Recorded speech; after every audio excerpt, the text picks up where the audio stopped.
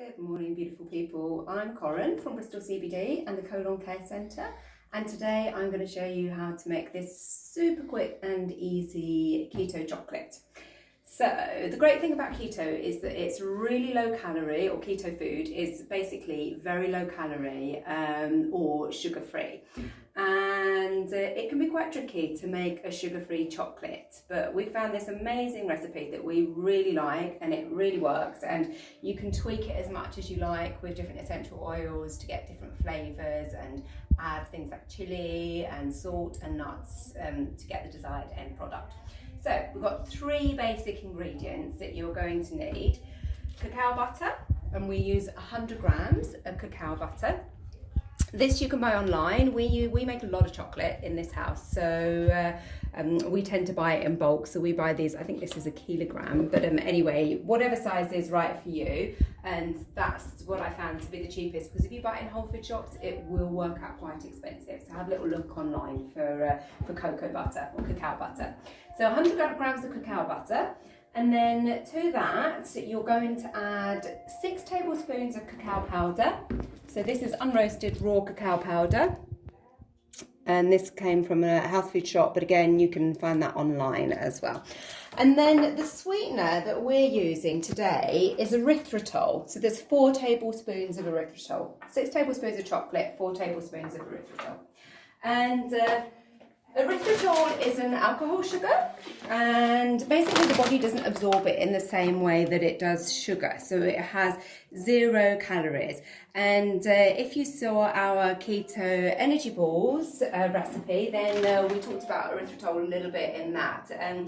It's one of the most neutral of all of the alternative sugars or sugar substitutes. So there are things like xylitol, and there are a few other alternatives, and some of them, although they have 0 carbs, have been found to play around with insulin levels a little bit. So, however, erythritol today, there's a lot of research that's been done on it, and it's been found to be quite neutral, and it seems to be quite stable or stabilise insulin levels, and it doesn't affect your carb intake. So that's what we're using for the sugar. You could use stevia, whole plant stevia, or you could use monk fruit if you so desired. Stevia, we tend to steer clear of in this household purely because we don't really like the aftertaste of it. It has quite a bitter, cloying aftertaste, but by all means try it yourself. And then monk fruit, to be honest, I haven't tried yet. It's much more popular in America. You can get it in this country. Again, have a little root around online for it. You will find that a lot of monk fruit sweeteners are also mixed with other sweeteners. So you might find that it's already mixed with erythritol, or it may have some stevia in it. It's quite hard to get hold of pure monk fruit. It's also very expensive. Apparently it has a very, very strong, sweet, fruity flavour to it, okay? So, but that's another one that you can try if you wanted to. So, getting on with the recipe then. So we've got already, I've already melted the cacao butter. So we took the 100 grams of cacao butter and we chopped it into quite small pieces, and then we put it in this double boiler. So there's water underneath, and then we've just gently heated that up so that it's melted. And then we're going to take both our erythritol and our cacao powder, and we're just popping them straight in there. How much of each? So six tablespoons of cacao powder, 4 tablespoons of erythritol, and we're popping it all in there. And the erythritol has been powdered. So basically I've put it in a blender. We've got a really strong blender over there, and we've just whisked it up so that it's more like caster sugar as opposed to granulated sugar. The thing with erythritol is that it doesn't dissolve in the same way that sugar does when you add it to liquid mixtures, so you will end up with a slightly grainy, crunchy tasting chocolate, and that's why you really want it to be as fine as possible. So we're giving that a good stir. So you basically just want to stir that until it's all mixed in. I'm just going to take it off of the water there. So we're getting all of the lumps out of it. mix it into a lovely smooth consistency. And then we're going to add our flavourings to it. So this one I'm going to make a peppermint flavour.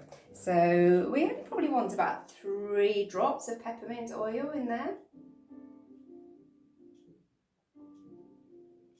And if you are using essential oils, make sure you're using food grade. So Doterra is one option. Doterra sell an amazing range of really good quality food grade essential oils.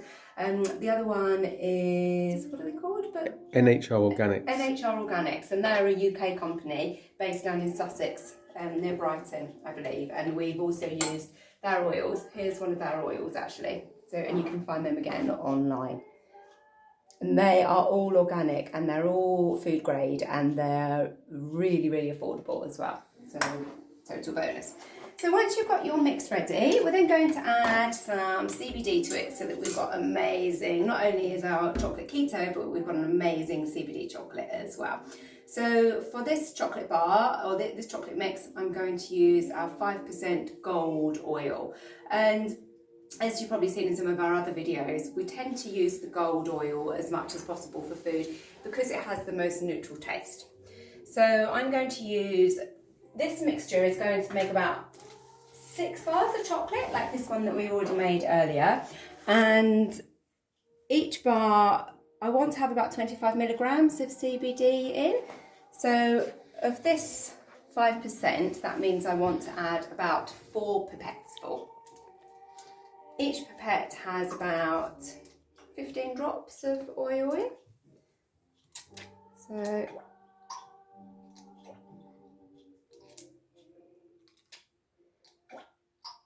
we just pop that in.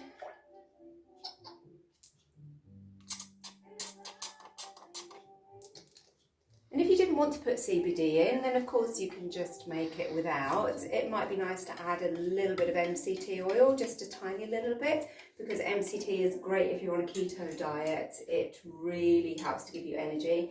It's very bioavailable and it gets into the cells very, very quickly. It's great brain food. So that's it. Mix is ready to go. And then you do need chocolate moulds for this recipe. And either you can use moulds like this, which are bars, for chocolate bars, or if you've got them, you can use these silicone ice cube or individual chocolate moulds. So anything like that will work well. And then literally you just fill the moulds up. And then pop them in the fridge.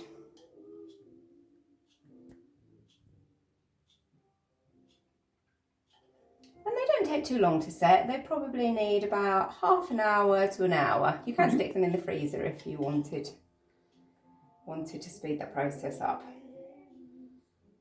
Sorry, were you going to say something?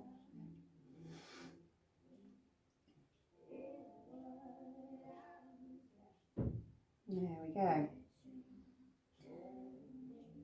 So other alternatives, this one has got orange and toasted, it's got orange, vanilla, orange essential oil, vanilla essence and some toasted almonds in it. And then some people love chili chocolate. We've also used mandarin, geranium and rose is really lovely. So just depends on your personal preferences, all sorts. You could even add orange zest or lemon zest if you really wanted to give it a little bit of super zesty fruitiness. There we go. You can see that this is a little bit grainy at the bottom of the boiler there, and that's the erythritol. So do expect it to taste a little bit crunchy. It's definitely not as smooth as your traditional chocolate, but we find it a really, really amazing and delicious alternative. If you love it, then give us a thumbs up and click on the video to follow us below, on the link to follow us below.